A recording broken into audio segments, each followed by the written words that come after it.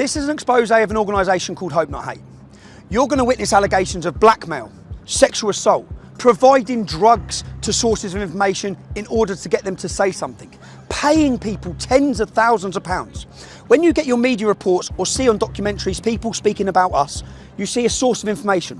What I'm going to do is give evidence and show you how those sources are created. The BBC, Channel 4, they can't blackmail people, they can't offer money to people. In steps the dirty tricks brigade of the British establishment, Hope Not Hate.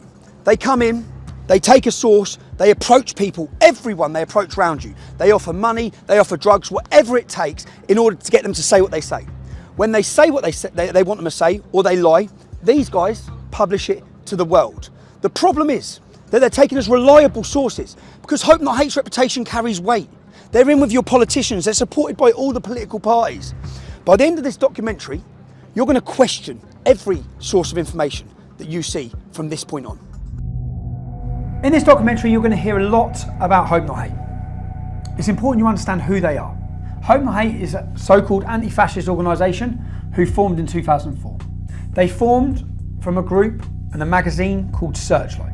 Nick Lowles, who now leads Hope Not Hate, was a lead member of Searchlight. In 1984, Searchlight worked alongside Panorama to fraudulently edit footage which they were prosecuted or taken to court and sued for. They paid £1 million damages to Conservative MPs who they wrongfully edited footage to link them with far-right extremist groups. Hope Not Hate brand themselves as an anti-fascist organisation. They're there to tackle fascism. In reality, they label, slander and attack anyone who speaks out against open borders or against Islam. The worrying thing is they have a lot of influence. For example, all media outlets across the UK, across the world, take what they say as credible and they work hand in hand with them. From CNN, The Guardian, Huffington Post, The Independent, Sky News, Newsnight, Panorama, The Metro, The Sunday Times. They even advise the UN. They advise counter-terrorism. Just last year, Hope Not Hate were identified in a Swedish military report on left-wing extremist violence. It has been proven that Hope Not Hate exaggerated hate crime figures by 3,000%. Nothing they said after that point should ever have been taken as credible, let alone taken by journalists without checking anything and spread around the world to demonise and slander people and organisations. They play a key role in pressurising social media giants, whether it be with petitions or requests from MPs that they're working alongside with to say who's promoting hate. Not who's promoting hate that would breach laws in this country, but who needs silencing with their opinion. They're now teaching your children in schools about fascism. If we take a quote from their original spin doctor, Dan Hodges, from his quote you'll understand the tactics they use in this documentary. It was a no-holds-barred, bare-knuckle PR. We used every dirty, underhand, low-down, unscrupulous trick in the book. These are quotes from their spin doctor, Joe Mulhall, who is a lead researcher for Hope Not Hate. He brags about days out with their BBC political reporters. Their relationship works hand in hand with the corrupt mainstream media. They do the reports, the media then use their ammunition and their labelling to attack people and organisations, to demonise them and slander them. In 2015, Joe Mulhall used the hashtag Antifa on several occasions. The reason why this is so relevant is when you understand who Antifa are. Antifa are an organisation that leading members of the American government have called to be prescribed as a terrorist organisation. They balaclava up, they mask up and they violently attack people who they're told to attack and organisations which are highlighted to them by groups and organisations like Hope Not Hate. They find out who you are, they contact your work, anyone who steps above the parapet. Hope Not Hate's goal is to silence them and stop them. This is about stopping free speech. This is about having people too scared to speak. We'll speak with one gentleman now whose life has been completely changed due to him voicing his opinions. He broke no law, committed no crime. But wait till you hear what Hope Not Hate done to him. This time last year, like I said, I was working full-time, happy, and because of some things I was doing outside of work, where I was sort of expressing my political opinions and so on, I ended up drawing their fire, and they wrote a report and called it in to the employer. So it was a kind of deliberate attempt to, it wasn't just to dox me, because I hadn't hidden my name, I didn't think I was doing anything wrong, I was just expressing an opinion. But it was an attempt to deliberately get me fired. Where was you working? I was working at Standard Chartered Bank in Moorgate. Doing what? I was an associate, so I'd been there from a grad. I went to Bristol University and then went into the bank straight afterwards. So I've been there for about just around 18 months at this point. So a good career. Yeah, it was going well. Internally, there'd been no issues. When you say you got involved, you was giving your political opinions with regards to? Obviously, the controversial stuff, so immigration, Islam, these kind of issues, but not in an extreme way, nothing you wouldn't happily say to anyone. Just so we can get clear, we're not talking about committing a crime, we're just talking about speaking openly about immigration and Islam. Yeah, and no one had a problem with it. That's the whole point that kind of strikes me about it. So it's not like anyone made a complaint, nothing's happened, so what did Hope Not Hate do? So Hope Not Hate, one of their, I can't remember which, but a team of their researchers wrote a small report. They were calling up multiple offices at the bank, and they were also focusing, because obviously we have a very big presence in the Middle East, so they were focusing on officers there to call them and just basically say, you've got this guy working for you, he's an Islamophobe, he's a racist, blah, blah, blah, all of which obviously isn't true. I remember I was just sitting at my desk and I get called in by the MD and he sort of says, have you been saying this? And I say, yeah, no, I have. I didn't see it as a problem. The same guys were going to a lot of journalists trying to flog this report as well to make a big story out of it. Eventually, in around the summer of last year, you get this article and it's very vicious and it's obviously largely lifted from the report that came out a few weeks earlier, using slurs, using kind of nonsense labels, calling us Nazis, all that kind of thing. Calling you Nazis with any evidence? Was there no any evidence anything whatsoever you've said? At all. It was made up with a very clear intention of making me lose my job, and it's a common tactic. And you did lose your job? Yeah, I was suspended, and then once the coverage happened, they obviously, whilst previously, like internally, the bank, I think, had kind of thought, well, maybe this is just an attack piece. Once there was coverage, obviously, it's their reputation on the line. So then, pretty much immediately, I was fired. I have worked. Just so that the public understand this, you committed no crime. No crime. You speak outside of work about immigration or Islam with no hatred. No hatred. Just facts. And because of that, where are you now? How's your life changed? What do you see for your future now? Financially, very difficult, of course, because it kills your income. And then there's knock-ons from that are always a pain. Okay, well, thanks, and I hope you. I wish you luck in trying to get your life sorted. Me too. Yeah, good luck. Thank you. So Hope Not Hate are the dirty tricks brigade of the British establishment. This is Nick Knowles. Nick Knowles is the main face and the head of the organisation. Matthew Collins, Joe Mulhall. First of all, we'll rewind 2 years. I've already exposed this organisation. This is Caelan Robertson. Caelan Robertson is an ex-employee of mine. They got into him. They blackmailed him. He was sexually assaulted. He was threatened. He was intimidated. He was scared. And they created him into a source of information. So they forced him to say negative things about me so the media could print them to the world. You're going to hear that story now. We were basically threatened with the most horrendous shit you can possibly imagine for 3 months, constantly, to do this. Constantly. Because basically, why they have dirt on us is when we left Rebel, I don't know if I told you this, when we left Rebel, we were really fucking angry, and none of the media would take all the stuff we had on them. So Nick Close reached out to me on Twitter and he was like, oh, meet up with us. And we were like, oh, okay, like we weren't working with anyone then. So we were like, yeah, fuck it.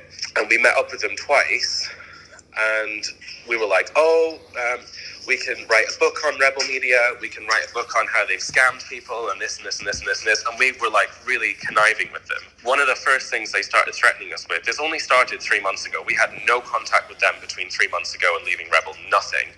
They started messaging us saying, we need to meet you, this is really serious. And then when we met them, they said to George, I wasn't there, we're going to release all of the meetings that you've had with us, threatening Rebel Media and talking shit about right-wing personalities, bitching about it, nothing serious, just saying, oh, they're cunts.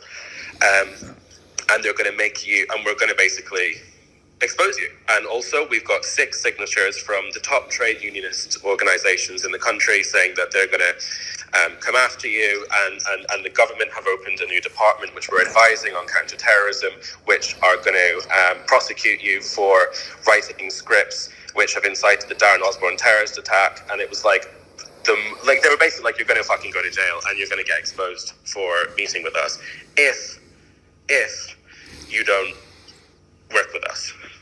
This is what it all comes down to, this Panorama fucking thing. And Hope Not Hate were there, standing next to the BBC producers. When you went for the meeting with Panorama, who from Hope Not Hate was there?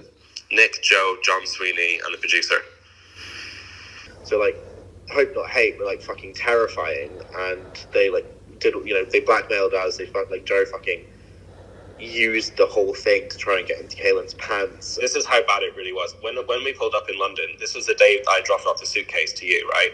That I went straight off from there, I can't remember where it was, to go and do this interview with them. They hired out this big car park warehouse thing. They had a little chair in the middle of it. I walked into this room, sat down. It was a cameraman, it was the head producer, it was Nick, and it was Joe. And then I started getting really nervous because she was saying, how much money, name numbers, name figures. And I was like, well, it was enough to pay for us to make videos, and all the money was spent on kit. And I was just saying vague shit. And then Joe said, can we stop the interview, please?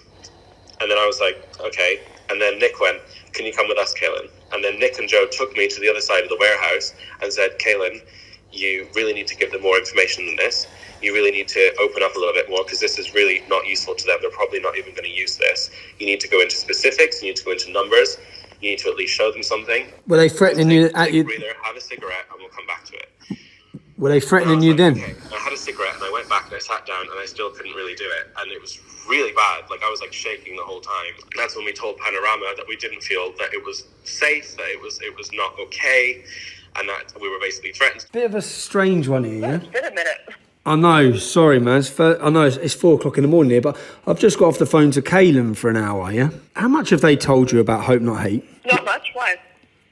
You're aware they've been meeting with them regularly? I've met Joe too before. Yeah, I know that Kaylin and George have met with them before.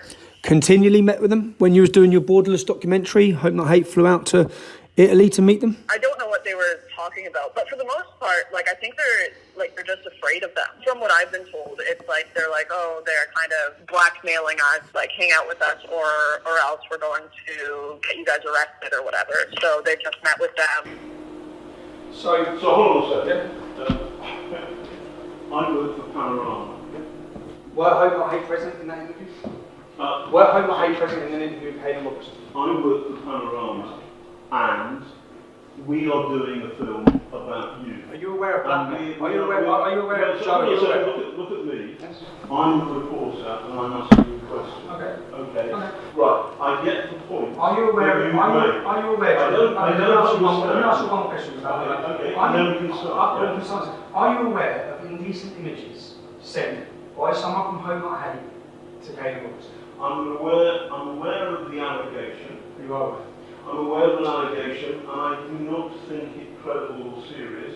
If I'm wrong, you can put that information out there. If somebody has been blackmailed, threatened, intimidated by an organisation that is steering your documentary. It's not serious. Okay, can we hear the next one? Play the next bit.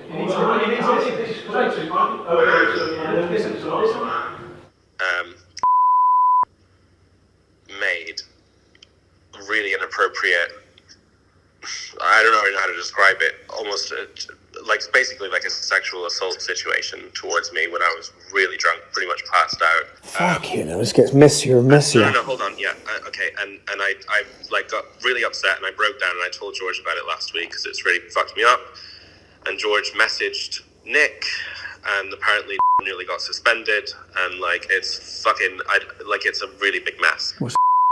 I'll come to Milan to see you. Who'd he come with? Nick.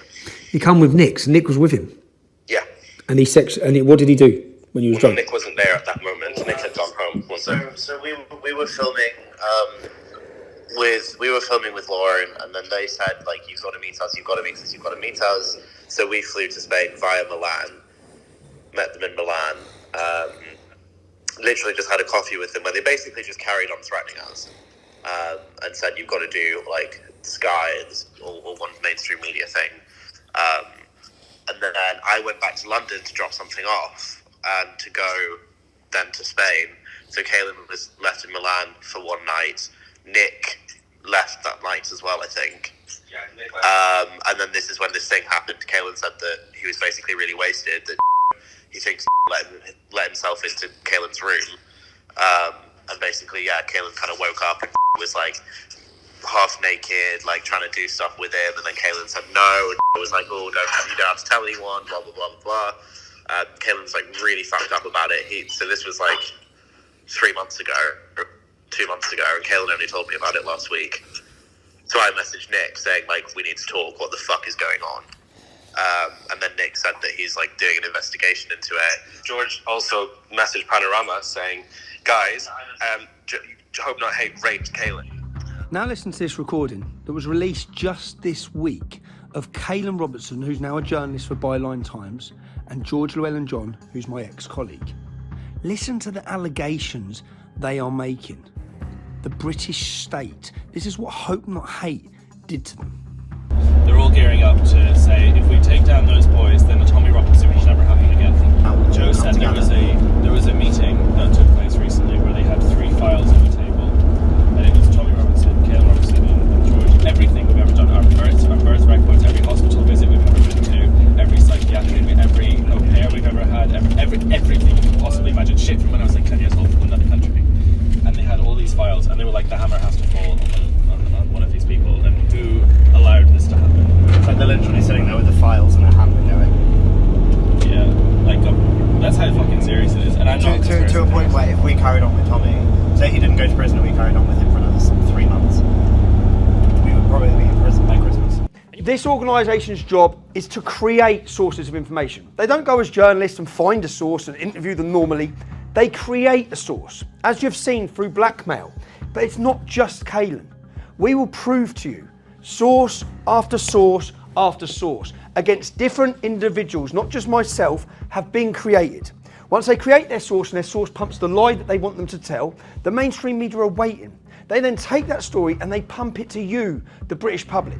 You don't know what's gone on behind the scenes. You literally get the newspaper or the news article or the documentary. They work with Panorama, they work with Dispatches, they work with everyone. Let's listen to what Joe Mulhall had to say when I asked about his involvement and his presence during the filming of Panorama against myself. Hello? Hi Joe, it's Tommy Robinson. Oh, hi there, how's it going? Yeah, not bad. Obviously you're aware I have a documentary coming out on Saturday. I'd just like to ask you a couple of questions quickly about your involvement. Bear with me, I'm not going to be able to do it over the phone, I'm afraid. If you are, I'm not going to I'd have to speak to colleagues before I can do anything, I'm afraid. So you can't just answer why you were you present during an interview with Kaylin Robertson and Panorama? I'm not going to be able to talk about anything on the phone. Why not? Why not? Well, you can't just ring someone up. If you want to speak to me, you can drop me an email and we can. This is just your opportunity to counter what's being said. I'm not going to answer any questions over the phone, although I don't see what's the issue there is, even if I was. Really. So, were you and Nick Knowles present during an interview with Kaylin Robertson and Panorama? I've said everything I'm going to say to you, Tommy. I'm not going to answer any questions like that. If you want just to a yes or no. It's just it's a simple yes or no. Simply, look, Tommy, we're wasting time here. Okay. Now listen to what happened when I approached the producers of Panorama to ask them the simple question: were Hope Not Hate steering your documentary? Okay, well you're in trouble as well. You're all in trouble. You're all in trouble. We invited you for an interview today. You haven't given us an interview. No, I haven't. I've exposed you, okay? You were trying to destroy my life. You have been contacting people. Why were Hope Not Hate present? Why were the leaders of a far-left George Soros-funded organisation, why were they present during the interview of a person which you were goading to give bad information about me? Why were they present? Tell me. If this is a Panorama documentary, why were Hope Not Hate present? This is an ongoing documentary. This is an establishment attack on me, and you're part of it. And you've been exposed to the world tonight. This is Jim Dawson. Many, including the media, say that he is the brains behind many organisations who are labelled as far right. He's a money raiser. He does the work in the background.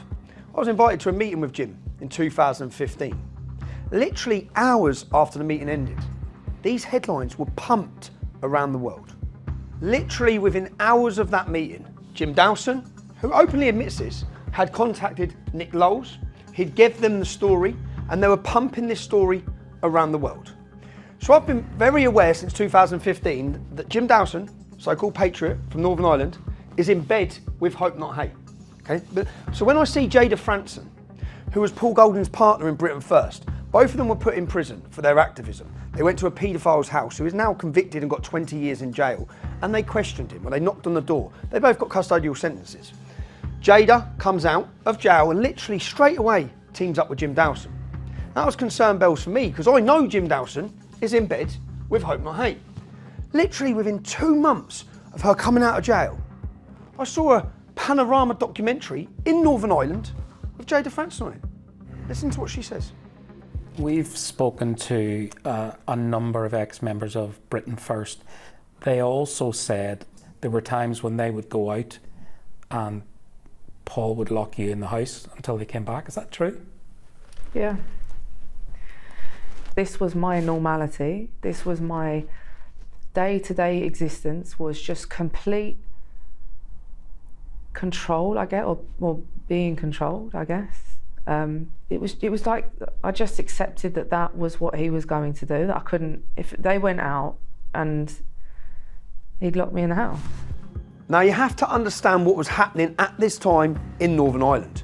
Britain First were making inroads. They were the only political organisation who were taking to the streets, getting people out on the streets and raising awareness of the Islamification and what the problems that come with Islam. They're the only party talking about it. And for that, they must be silenced. In step, Hope Not Hate.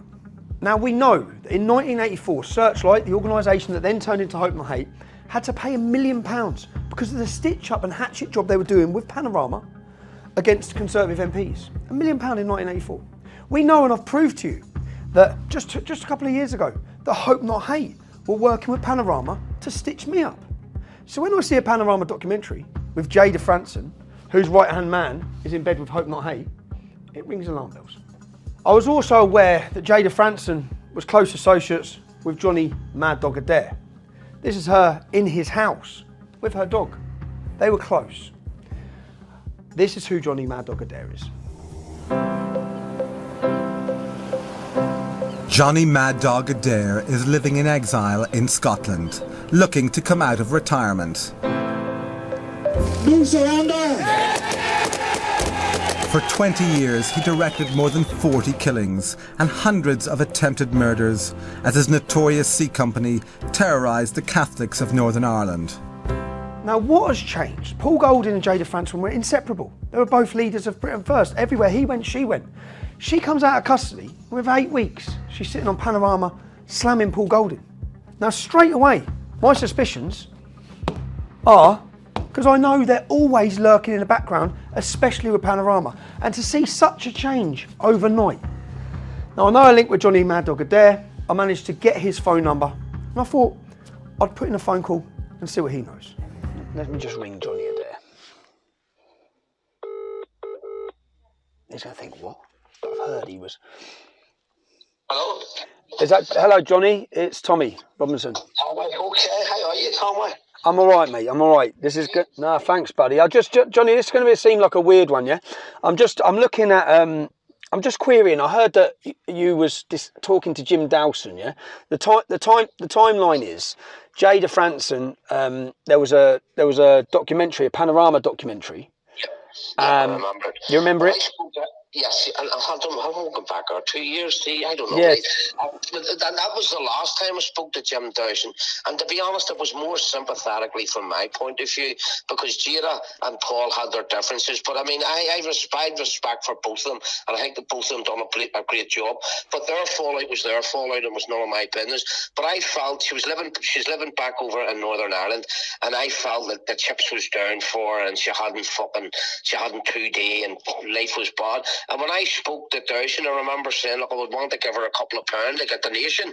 And he said, no, she's already, he says she got £20,000 there. I put in the bank, and that was the time of the Panorama.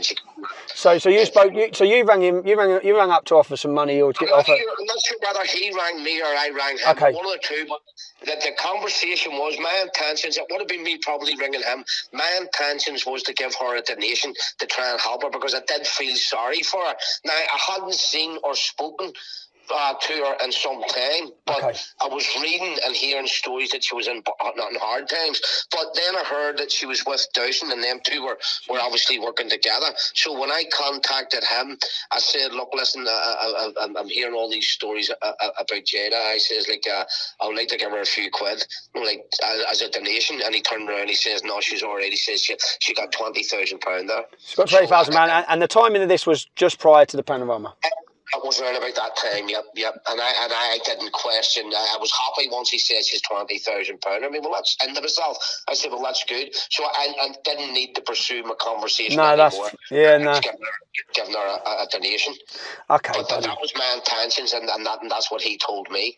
Okay, cool. No, because it's just I know Jim Dawson works with Hope Not Hate. I knew that 6-7 years ago.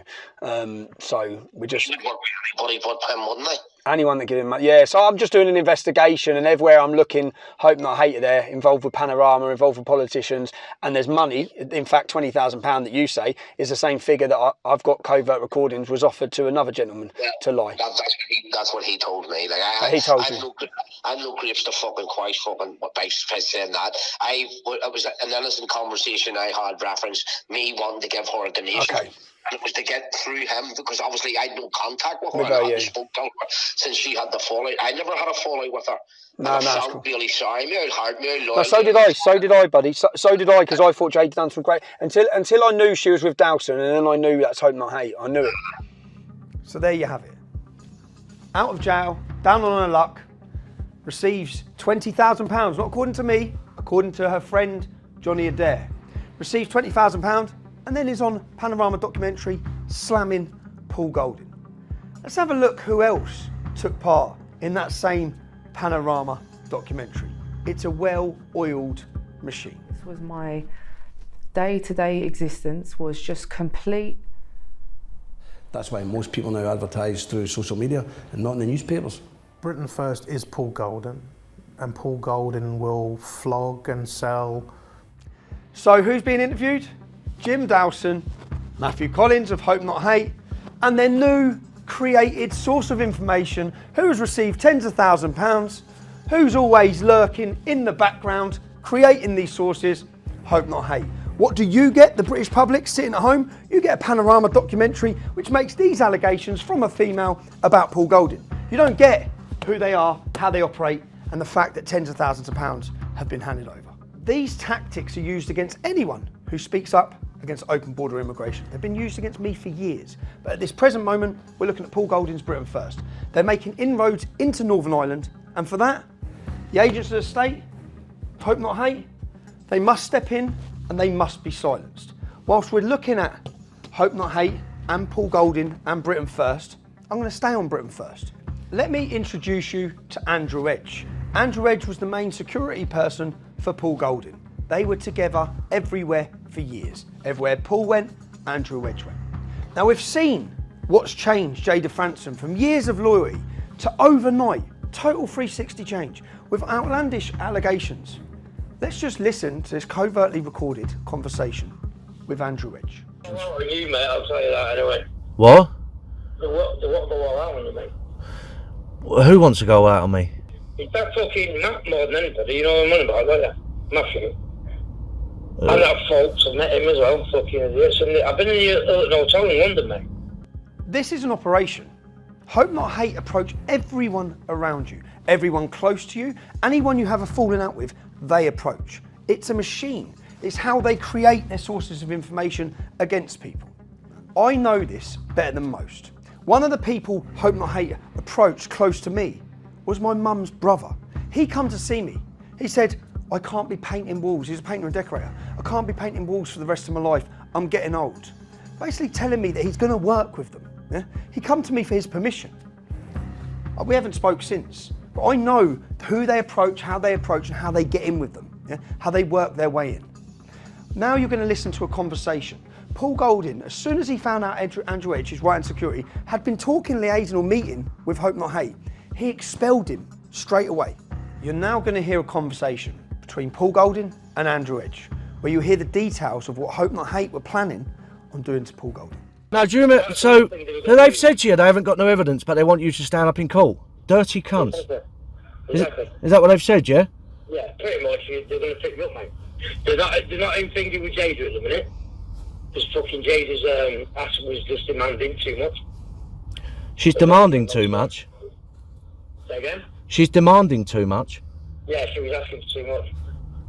The thing is, there's fuck all there's fuck all they can get me on anyway, the cheeky fucks. Well, a woman from the Home Office has been there. What, and they want you to set me up? Yeah, proper. I'm not going to pay me fucking 20, 30 grand, mate.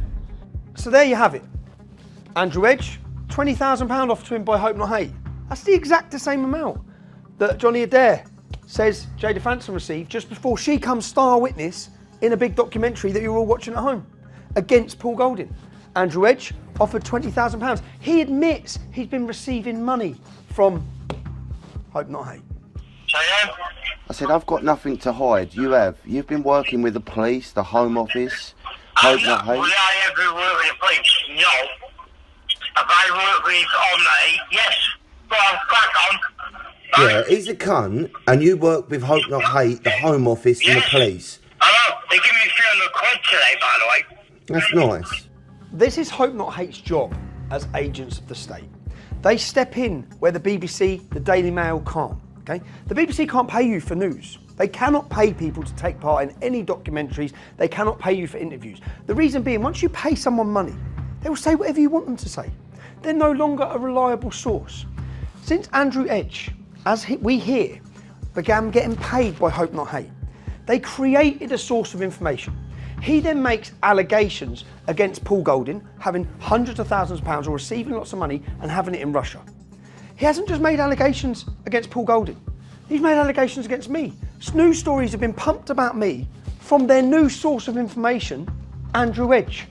So they come in, they create the sources say what they want them to say. You don't know any of this. You're just getting a source says. Little do you know that source is blackmailed, threatened, or being paid. Now, while we're on, I could do this about every organisation, every activist, every political activist that's come under attack by these guys. But whilst we're on Paul Golding and Britain First, I'm going to stay there. Yeah? Let's have a look at Tom Foley. I've never met Tom Foley. I had no idea who he was until I started my investigation into their corruption.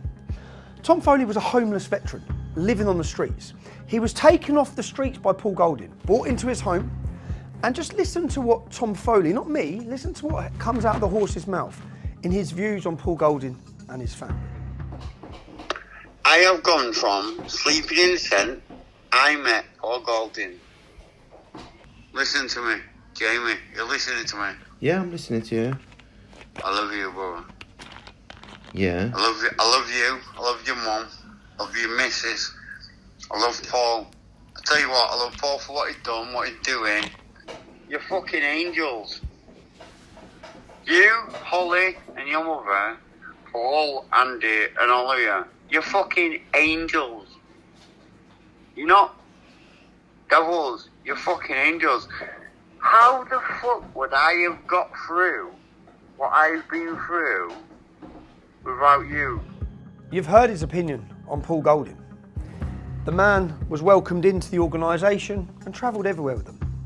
Now, what is it that changes that opinion to this? I was outside Lincoln City for 2 weeks and I was halfway down A1, so you never picked anyone off the street. You barged in on a protest, what I were protesting, me, on my own, not you. And then you changed it all about you and you ballsed all that up. Well, you didn't balls it up, you did it on purpose because you were robbing me. You kept me there. Instead of going in like I was meant to, you kept me there so you could earn this. You're telling people that you give me 1,500 quid to disappear. No, mate. You've got 15 grand of mine in a bank account, Paul. 15,000 quid. You got 16.5 grand for me. You owe me 15 grand. Yeah. Don't be telling people you sent me on my way with 1,500 quid. What is it that changes him? Now, let's look at the first person to share Tom Foley's negative comments on Paul Golding. It's Matthew Collins from Hope Not Hate. Now, what's changed? What's happened? Well, it's very similar to what's happened here, here, here, and now here. Let's listen to a conversation from Tom Foley. Have you met Hope Not Hate by any chance? Fucking hell. Have you Yeah, met? last week. You've met Hope Not Hate. Yeah, So you've met Hope Not Hate. yeah. Did they reach out to you or did you reach out to them? Yeah, they reached out to me, come and stop at my house. I went to their house for one night, got me stoned. Yeah, of course, yeah. Peddled you with... Quid in my pocket, paid for my train ticket there, paid for my train ticket away, and I come away. So there you have it. You heard it. They bought drugs for Tom Foley. Tom Foley was homeless because he suffered from mental health and addiction issues. When you get someone like Tom Foley, which is what Hope Not Hate have done, they've contacted him, they've paid his travel, they've put him up, they've give him drugs, they've give him money. Now when you give an addict drugs and money, they'll say whatever you want them to say. And waiting ready to pump it to the world, them and the media. This is simply proving to you how Hope Not Hate operate. I'm presenting it. This isn't my opinion.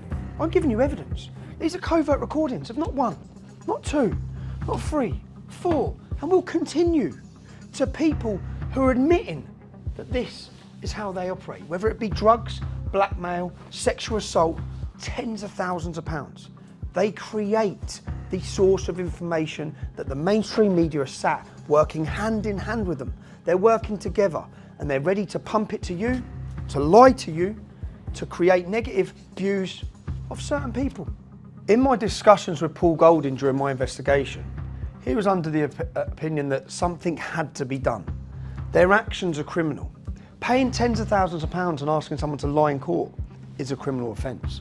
Giving drugs to people to get them high in order to get them into position and give them money as well to get them to say certain things about people is a criminal offence.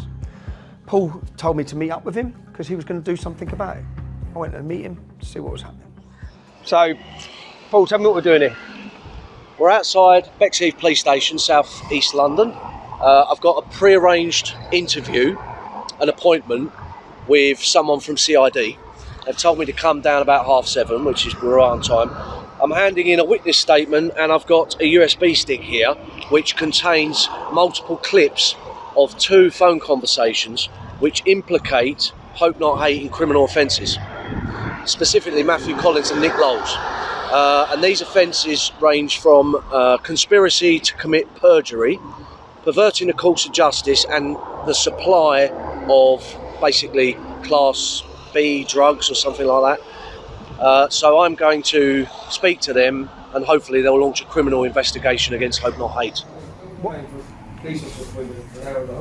They said they found an officer, that was an hour ago. Okay, I'll check it. You double check for us, yeah? Do you think Nick Lowles would be waiting an hour and a half for an appointment? No, definitely not.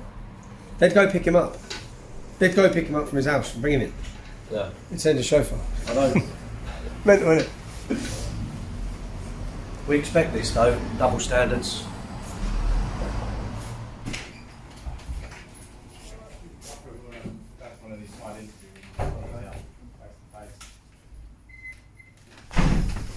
All sorted.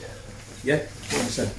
So, in a nutshell, that was in there quite a long time, wasn't Yeah, he was ages. So we went through my statement. We went through all of the audio clips. They said they're going to go and investigate the whole thing. They said they're going to speak to Andy Edge. Yeah. They said they're going to speak to Tom Foley. They said they're going to speak to Jada Franson. They all seem to be implicated in this. They all, whether it's drugs or perverting the course of justice or something like that, they said they're going to go away and speak to those people and say to them, look, you said this. Is this true? Because if it's true, it's a court case. If it's true, they... Why would they lie? Well, what exactly? Why would they lie? Why do they make up such elaborate things? You know? And all about the same organisation? Yeah, about the same 2 people, Matthew Collins and Nick Lowles, both mentioned by name on those audio recordings. And they said that the offences are perverting the course of justice, conspiracy to commit perjury, and supply of drugs. It's all there. Yeah.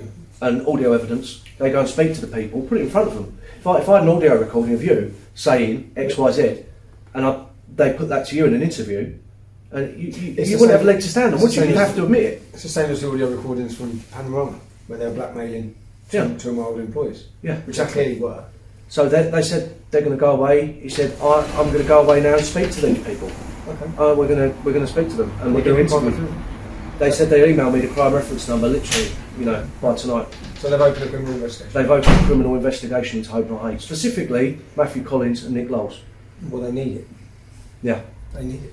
Because in the past they've taken money, taxpayers' money, and they tout themselves as this squeaky clean, anti-racist group, but really they're involved in criminality. They're trying to stitch people up using illegal criminal means. Well, they're doing what... So I was going to go gym, but that's changed. Because last week we went with Paul Golding to report Hope Not Hate for some crimes. I know he's had a mad week and his family have had a mad week. But I just watched a video of Great Manchester Police coming to his house and telling him that his life's now in danger. And so is his partner's life in danger. So we're going to shoot straight up north. We're going to see Paul, see his family and find out what's been going on. Because it seems last week Hope Not Hate reported, and I know there's a lot gone on this week involving Hope Not Hate and the targeting of Paul's family. So we're going to go see what's going on. So, well, thanks for letting me in. Not a problem. I just want to ask you a few questions Yeah. about recent activities with regards to Hope Not Hate. I obviously went with your partner to London where he made an official complaint, a legal complaint to the police about their actions. Am I right that in the same week you had a visit from the police? Yeah, it was just around 5 or 6 days later. I got a knock on the door, and it was Greater Manchester Police's safeguarding unit. And as soon as you hear safeguarding unit, you know something's up. So I allowed them in, and they spoke to Paul and myself in the living room, and they said, there's been a credible death threat to you, do you know, so we need to take precautions. We need you to know, do you know, we'll get the fire unit out. Right, what it is, like I say, I work in a safeguarding unit and we deal with things along the lines of threats to life. Yes. Okay? We've received some information that there's a risk to yourself. Okay? Okay. My DI has had a look at this and he has deemed that this risk is quite significant. So he's asked me to come round and issue you with a threat to life warning notice. Okay. As you can see here, I've got, you know, a safety guide that Greater Manchester Fire and Rescue Service gave me because our lives were in, you know, danger. So they believe, when they say in danger, they're giving you a Yeah. fire safety, they believe that someone's going to possibly, or they're telling you someone's Yeah. going to firebomb your house. Well, that's what what this they is telling. said, yeah. When the firemen came round, they said, you know, you're at real risk of petrol bombs coming through your door. They told us to lock up our wheelie bins outside with chains. You don't get them near the house. Yeah, so they don't come get them near the house because the flames go Yeah. straight up. They put a letterbox guard on the front door. They checked all the fire alarms and they had a lengthy discussion with me about what to do in case of, you know, a fire. So how long have you lived here? 6 years. 6 years. Your partner's been involved in politics for longer than that. Yeah, of course. He's had some high moments as well, Yeah. all in the media, high opposition to him at times. Have you ever had any threat at this house? Never. So all of those key moments of Paul's career or Paul's life, you've never had any trouble here. Only when it related to Hope Not Hate around 18 months ago. There's been 2 incidents here and both have related to Hope Not Hate, you know, and who they've funded. Addy, you're full of shit. Okay. And then, so they come round. What's that? You've got a child that lives here? Yes, I've got a young son that lives How there. old's your son? He's 13. So have you had to talk to him about this? Yeah, well, when this first happened, when we got the knock on the door on the Friday, I was advised by them to get my son out of the house just because there is an imminent threat. So I actually had to get my son to stay at a relative's house for a few days because of the threat, you know, that we was under. So I had to explain everything to him because he didn't want to stay out that weekend. So unfortunately, you know, I have to make him aware. Now, I've just walked in here, I've seen cameras everywhere. Yeah. I've seen a letterbox so no one can put nothing through the letterbox. What's that feel like in your home? Well, it doesn't feel good because this should be my sanctuary. This should be my safe place. You know, when most people go home, they lock the door and they're safe. Whereas I don't know who's going to turn up. I don't know whether I've got a scorned neighbour because of Hope Not Hate or Islamist or anyone that's going to turn up, do you know, and attack this house. So the police come and visit. Yeah. Yeah. And then 24 hours later. Yeah. Can you explain to me then what happens? Yeah, 24 hours later, I was made aware from a friend of mine that lives a few streets away that there's leaflets going through letterboxes about Paul and about Britain First, about us being sympathisers to Russia. And I found out that from my friend, but then I spoke to neighbours, I spoke to several people on the estate, and everyone had got one, everyone. And I'm right, because I saw online Paul went and found the men delivering the leaflets. Yes, well, we was out that day anyway, and Paul just happened to stumble across them and approach them. And as usual, they had nothing to say. They happened to put out these leaflets that put my family in danger, my son in danger. Yeah. And the man actually delivering them on camera has been recognised as an employee of Plug Not Hate. Yeah, of course. And let me just, in this leaflet that's gone out, it says that your partner has hidden money in Russia to avoid paying tax. It's just not true. If we were tax evading, we would have been arrested by now. When this went out, just so the public understand, this was at the height. I know Ukraine war has been a big story for the British public and the news and the media. This was the highest moment of it, am I right? It was when the sanctions first come in. Yeah, this was when Roman Abramovich was being sanctioned, when he had to step down as Chelsea boss. This was when it was at its height. So to put this leaflet out at that time was to put us in immense danger, because people felt so strongly about the war in Ukraine. And they leafleted every single person where you live. Every single person. So Paul goes to the police station, makes a complaint. 5 days later, police are at the door, your life's in danger. The next day, just so then, it must have took a week to make a leaflet. By the time you plan one, write this. By the time you write this, plan this. Yeah. So literally, it seems, as soon as he's gone to the police and they're aware of it because he's gone online and let them know there's an investigation into you, you've been targeted in your home. Yeah, of course. As soon as they could produce the leaflet and get the manpower, they were straight here. They went straight to this estate. Do you know where I live? It's a big area, yet they purposely only did the estate that I live on. And the police have said? The thing is, if you look at the sequence of events, it makes sense. Yeah. I go and report Hope Not Hate for criminal wrongdoing. Yeah. Literally a week later, they're in my vicinity, in my neighbourhood, delivering leaflets saying that I'm a tax cheat and that I'm Putin's stooge in the middle of the Ukraine war. It's almost like they're, because of what I've done, reported to the police their criminal wrongdoing. Yeah. It's almost like I'm being bullied and targeted. And it's all very malicious. The whole nature of it is, isn't it? So and it's the fact of, and that's the whole definition kind of a malicious communications, because the fact that it's untruthful, it doesn't matter. It's the fact of it's generating the this intention behind it. Do you know? Because fair enough, disagree with us, are you right? But don't try and put people in harm's way. Yeah, definitely. Do you know? And there's an expectation that you're never going to have everybody agree with you. Yeah, everything. That's life. We get that as people anyway, don't we? But there's a line, isn't there? And this is way over that. Yeah, there are, like I said, there are other strands of this situation that are probably causing this Hope Not Hate a lot of consternation. The fact that one of the people they tried to give a lot of money to stitch me up in court, which is being investigated by Met Police, he's on trial in October for threats of violence, threats to kill, all that kind of stuff, threats of violence to us in this house. He actually came round and attacked this house. Right. But he's being prosecuted already for that. Right. The police said there's no other intention behind this than to cause distress, to cause harm, you know, to cause conflict. Because, as you know, say if my son's outside in the garden, who knows what will happen to him for simply being outside. See, the frustrating thing for me with this is that people have a problem with me, but they shouldn't target the women and children. Oh, of course not. Which is essentially, by coming here, this is specifically aimed at to disrupt your life. Of course, because what has it disrupted yours and your child's life? Oh, 100%. My son can't walk to school on his own. Do you know? He has to be escorted to school by a family member. He can't just play out in the front garden anymore. He can't just walk to a local shop, because we don't know who else is going to target this house because of these smears. His life has been completely changed through this, do you know? And it's not fair, because he is not in politics. He didn't choose this. And it's based on lies. It's based on lies, fabrications. And in response to? In response to, Paul reporting them for criminality. So we're looking at the tactics and the operation of Hope Not Hate. They're not just content with scaring, intimidating you or targeting you. They want to target your family. They want to target everyone around you. Now I'm just going to take you back to the covert recording with Andrew Edge. Let's listen to this. Yeah, I even know the whole story. They then going to go on to your missus. Yeah.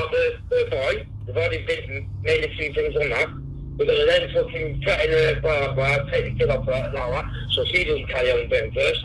as you've heard, there he makes it very clear of Hope Not Hate's intention. Their intention is to use social services as a weapon against Ashley to get to Paul. Yeah. In there he talks about Hope Not Hate discussing you and social services. Yeah. This was about 18 months ago. Before we actually heard this recording, a few days before, I got a phone call from social services asking to come round and do an interview because they had had a report that I was radicalising my son.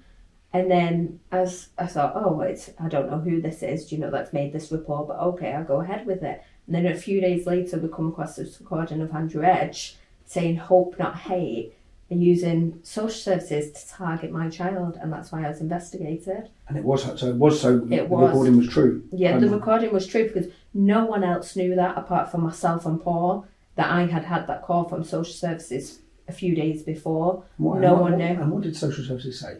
Well, social services came round, they did an interview, they spoke with my son, his school, family members, everything. They concluded that it was a malicious report, that there's no evidence whatsoever to back up what the claim has been. And they said going forward, they put a note on their system to expect it and not to always, do a thorough investigation unless there's proof, because they could see that this family was being targeted for the wrong reasons. So Hope Not Hate again, social services to get to you. To get to your partner. Yeah. Because of his political opinion. Of course, because obviously my life is my son, so that's who they're targeting, because obviously then I'd have that fear, that they might take my son, so then I'd put pressure on Paul, to stop what he's doing, because I can't lose my child. Thankfully, to social services, that they actually saw what was happening and said, no, this is wrong. These are such underhand tactics. Yeah. Being played against everyone. It's disgusting, it's the lowest of the low. Who would go after children, if you disagree with someone? Okay, all right, well, thank you. Thanks for your time. Not a problem, thank you. The targeting of Ashley in her home is nothing new. This is a pattern of abuse. They target women, they target children. They intimidate them in the one place they should feel safe, at home. Whilst we're looking at this, I want to tell you the story of Sharon Claff. Sharon Claff was a Jewish activist. She spoke out a couple of times about the building of a mega mosque, I believe, in London.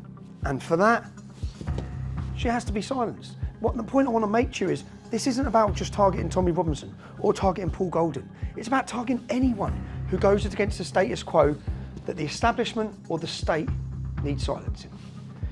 They wrongfully lied and said Sharon Claff was this is a grandmother, an old age lady. They wrongfully lied and said that she was part of a far-right organisation who took part in rushing a bookshop or something like that. Sharon Claff wasn't there. She never took part in anything. Yeah? She could prove that. Now, when she took them to court, Sharon Claff was in a position. Many of us aren't in a position to spend hundreds of thousands of pounds to take these organisations to court. Sharon Claff was. She used William Bennett QC, one of the best QCs in the country. Hope Not Hate accepted their guilt, because that's what it was. They admitted that they lied and they apologised. And I believe they paid £50,000. Let's have a look at the mainstream media and their reporting on this apology and this win for Sharon Claff against this organisation. As you can see, there's no mainstream media reporting at all on the fact that Nick Lowell's organisation lied, endangered the safety of a lady who had a cross put on her by Hope Not Hate. She was violently beaten in the street after wrongfully being accused of part of a far-right organisation. Not one mainstream media run it. The only media that run it, the Jewish Chronicle. So proven to you, Hope Not Hate lie. You wouldn't have heard it in media, of course, because it doesn't make media. They lie about old women and get them violently attacked. Not just content with targeting me, targeting my wife, targeting my children's home. They also target my mother's. My mother's been severely ill and my father is 74 years old. Yet they doxed their address, which resulted in their house being violently attacked and bricks thrown through the window in the middle of the night. It's 1:30 in the morning. That's my mum's fucking windows. My mum's, yeah.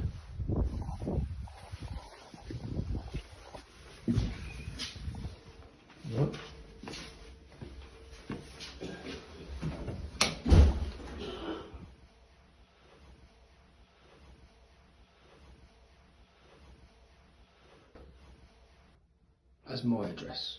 Shared it online to his little hate mob. Yeah, I'll take that down. And how? And they're meant to have a marker on their address, yeah? They're meant to have a marker on their address because 24 hours ago, these bastards were ringing my ex-wife and my son. So police were at their house all day. A mark on the address, and I've just got here. There's no police here yet, even though they've rung the police instantly. When my fucking 74-year-old dad has been woken shitting himself in his bed because someone's smashing brick through his window. She said, because she told me today they've put a watch on your mum and dad's. They've literally put it on while we've been driving here. Oh no, she said, so my ex-partner must be speaking to police about what's gone on, and she's rang them to say. This? I'm sorry you had to leave your family home at yesterday evening. Yeah. This morning it featured on our management meeting this morning. This job came up, and they're trying to apply the right amount of risk to it. Does that make sense? Yes. Yes. The hate coming from this organisation continues and continues.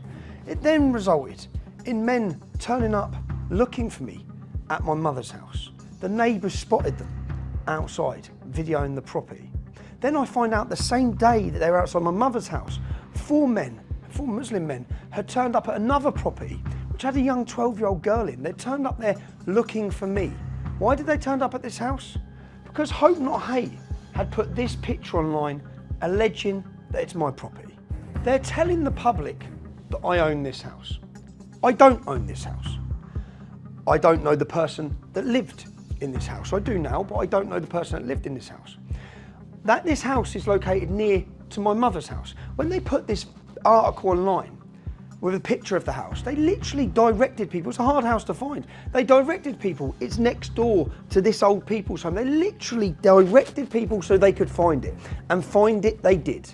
Men turned up looking for me at this property, screaming and shouting multiple times. I'd heard men had been there. I went and approached the lady at the property to find out what's going on.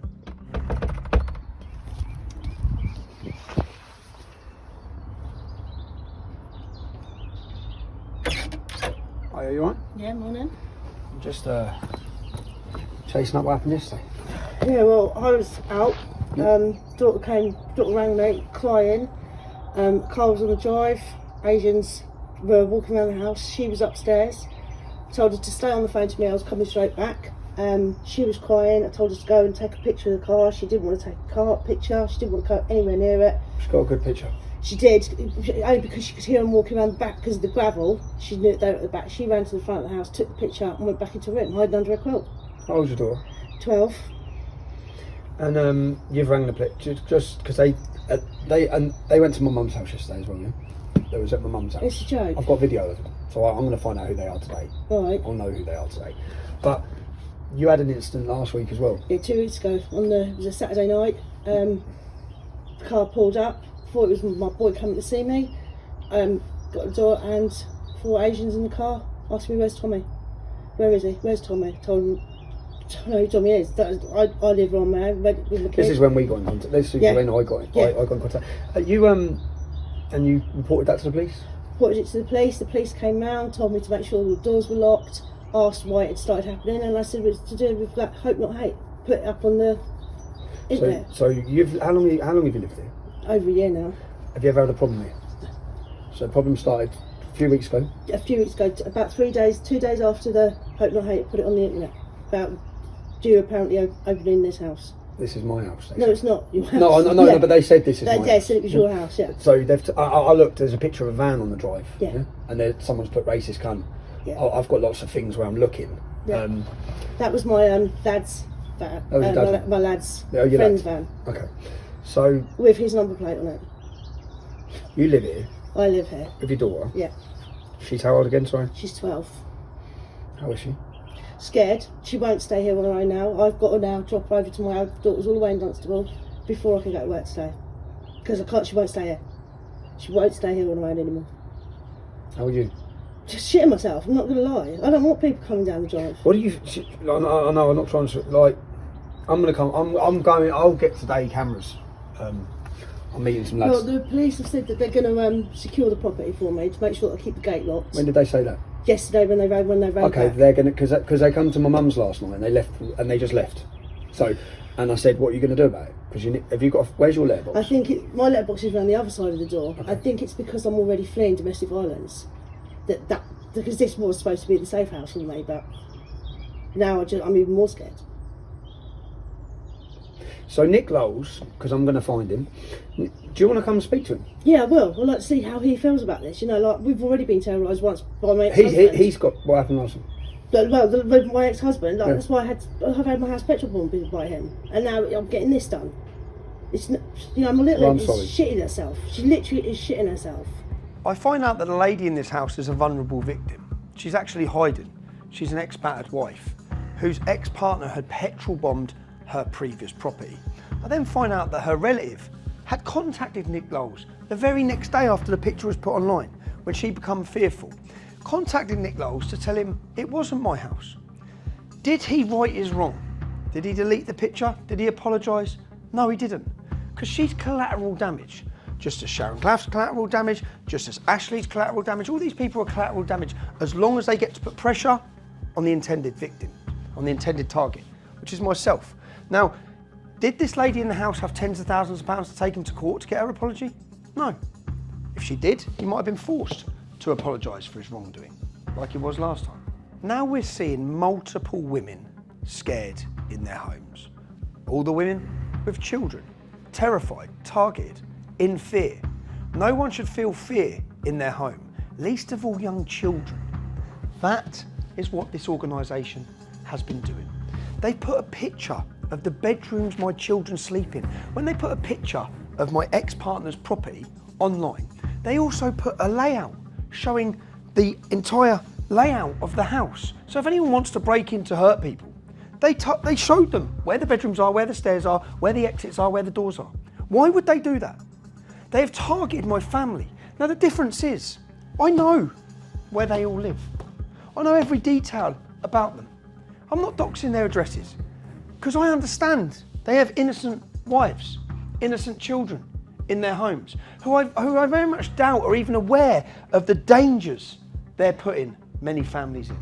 Now the targeting of my children and the photographs of their home, when they know I don't live there, telling everyone that I do, telling everyone it's my house, when they know full well, these are the sorts of threats that I receive on a regular basis. Oh, you know you're your fucking kids, are you?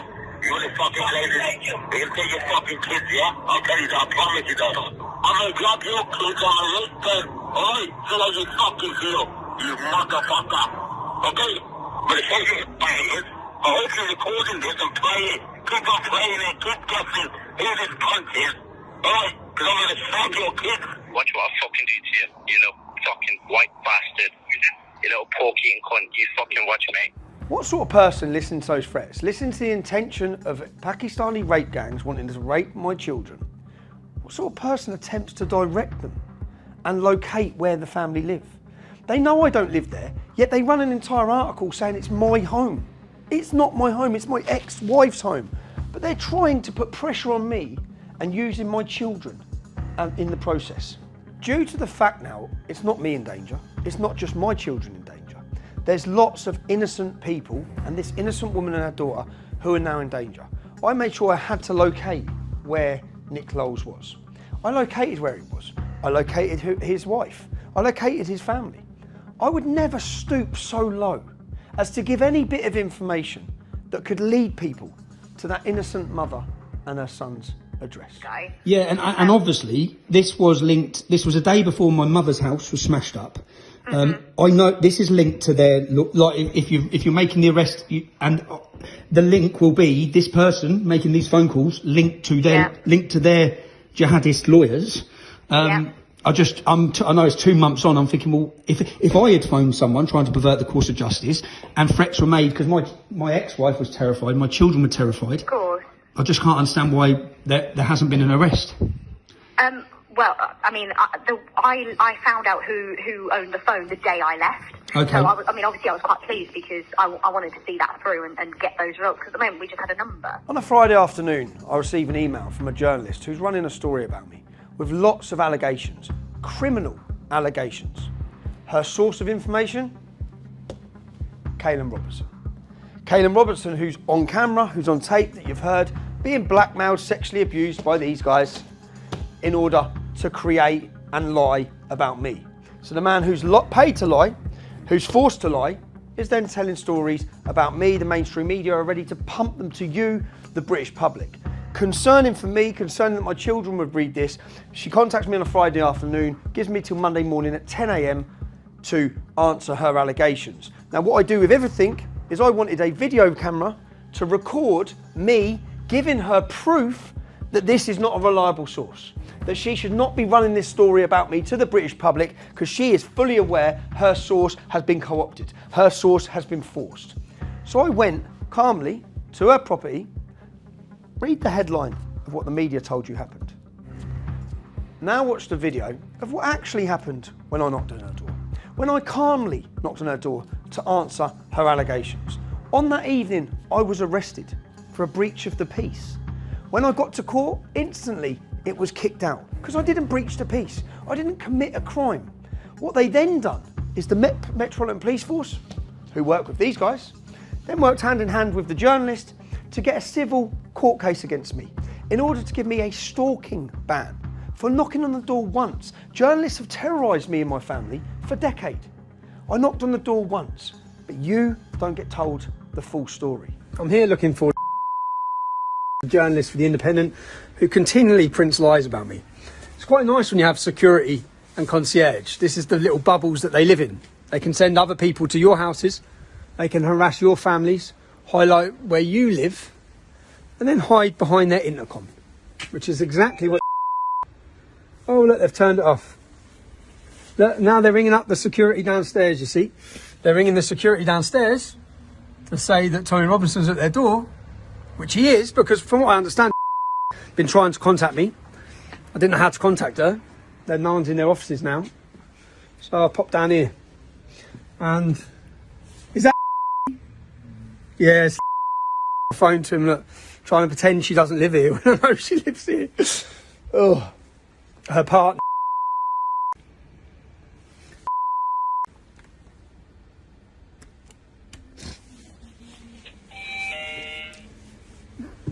Come on.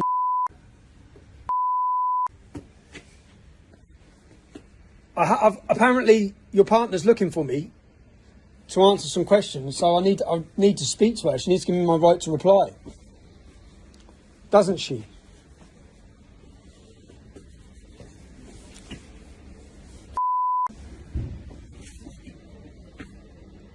You can't go and print more lies about me without giving me a right to reply. Not when you know they're absolutely made up lies. You're using sources from that you know are lies, are fraudulent, and yet you obviously think it's okay to then write things that my children are going to read. I'm not even allowed to mention the journalist's name, or I'll end up in prison for knocking on her door once, as you've seen. Now, we now have a lady scared in her home due to the actions and the lies of this man and his organisation. I simply cannot go and approach him, but I think the best approach would be to his wife, because she's a mother with a child in her home, and she surely will see the wrong in what her husband is doing. So the lady is scared in her home. I decided that the best idea would be for her, rather than myself, would be for her to approach Nick Clowes' partner, to let her know what he's up to. People. I don't know what you're It's something like with the issue between Tommy Robinson and your partner, your husband. I'm not politically involved. I don't care about Tommy Robinson. I don't care about your husband. What I care about is my girl and myself. My life's now in danger because of this picture that's gone on the internet. Okay. The police are involved. I spoke to the police, and they've told me that the best thing is to try and speak to Nick. I've sent Nick an email, asked him could he take the picture down. Do you go to the school? No, my little my little girl doesn't go to this school at all. So I've sent Nick an email, you can confirm it with him, and I've asked him, please take it down. I've had no response. My domestic violence officer has already said that she's going to approach Nick as well, but I'm not getting any that route. So I'm just asking you as a mum, could you please ask him just to take the picture down for me and let him know that this is nothing to do with me. I've rented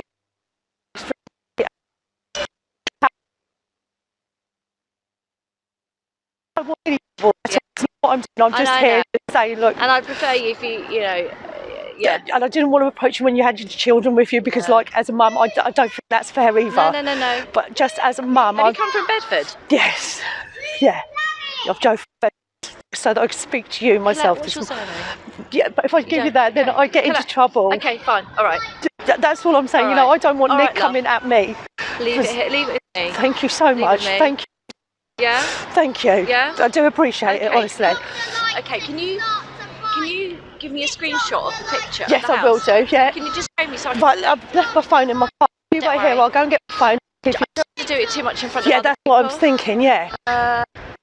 If you go on his Hope Not Hate website and it says Tommy Robbins extra houses, and it's a full-on picture of my house in Silsoe. He's given the complete description of In where my house. Silsoe? Yeah. Okay, He's right, given leave it with me. And he's given the complete. But I've had to have cameras secured around my house now because I've had 4 Asians turn up at my car screaming, "Where's Tommy?" banging on my doors. Like, my little girl is terrified. Okay. I'm terrified. Leave it with me, okay? Leave it with me. I'm so sorry to have to do this to you, but No, don't. it's just so hard. Yeah, You know, I'm already fleeing domestic violence. So you... Now that was Nick Lowell's wife. I'm not going to show who she is. We have images of her, recordings of her. I'm not going to show who she is or where she lives. I don't want her to feel fear in her home. That's the total opposite to what these guys are doing to us.